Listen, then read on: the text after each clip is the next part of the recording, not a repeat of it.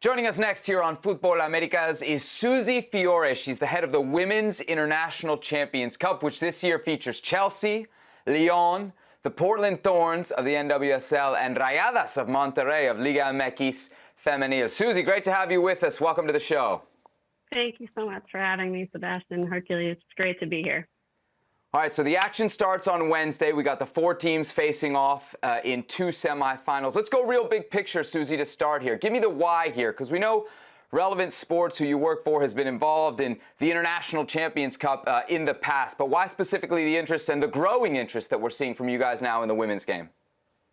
So this is actually our 4th edition, and our 2nd edition, that's a qualification-only event. So essentially, as you both know very well, there's no FIFA Club World Cup for women, and we look to fill that gap. So what we want to do is bring the best clubs in the world together in one place to battle out to see who's world champion.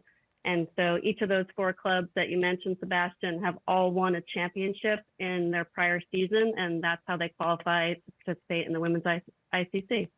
I'm especially curious about the field, but even more so with Rayadas of Liga MX Femenil. This is interesting for me. Why did you guys go out and go that route? It's a great question. So historically, we've always only had American and European teams, just on the basis that at the moment, those are the 2 where the strongest women's leagues are.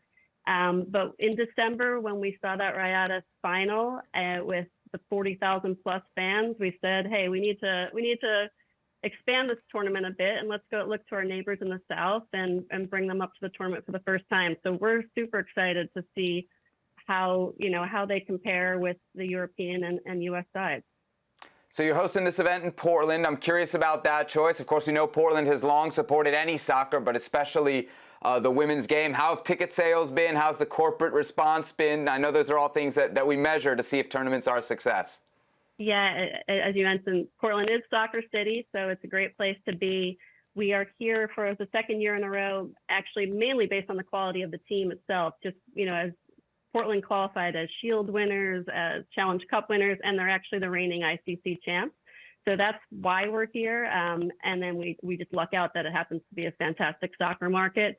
In terms of our commercial support, it's fantastic. We have more than 18 partners this year. We're being broadcast on ESPN, as you know, and we're actually broadcast in over 250 markets globally, primarily on DAZN, on their Women's Champions League channel. So it can be found quite a few places, but most importantly here in the U.S. on ESPN. And Ally is our title sponsor. They've been a big champion of the women's game and a longtime partner of both the Men's International Champions Cup and the Women's International Champions Cup. Well, you've already expanded on that growth. This isn't the first year. Are there any plans to expand? What's in the future for you guys? We'd love to expand. We'd love to include more teams, more continents, more countries.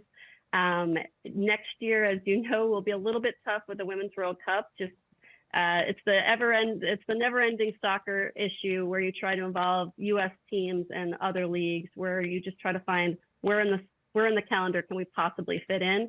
So that August has been that window, but with the World Cup being late July to late August next year, we're going to have to get a little bit creative, and maybe next year is not the year to expand, but certainly in 2024 we want to come back even bigger and invite even more leagues and continents, as I said, to this tournament. Susie, you mentioned FIFA hasn't really gotten into this space in terms of a Club World Cup. They seem so desperate to expand and monetize that tournament in the men's space, but not in the women's. Do you think eventually FIFA will see what you guys are doing, will see what others have an interest in, and kind of step into this space? Is that needed in the women's game? I think they will. They've actually been mentioning it, I think, as early as 2014. It's just never come to fruition. So at the moment, we want to make sure that an event like this does happen. So we're there to sort of make sure it happens now. But are they thinking about it? I would certainly say yes.